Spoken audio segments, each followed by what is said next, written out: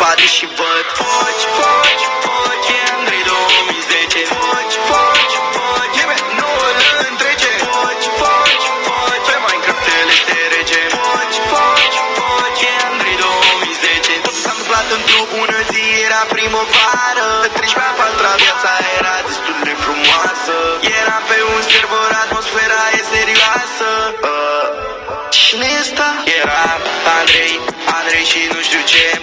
Supărat pe mine, mi-a dat un dislike sau 3 Îmi spunea că e hater și de abonații mei A zis că mă urește, i-am zis că nu știu ce vrei Foci, foci, foci, e Andrei 2010 Foci, foci, foci, e Noul întrece Foci, foci, foci, pe Minecraft el este rege Foci, foci, foci, e Andrei 2010 Seară-i seară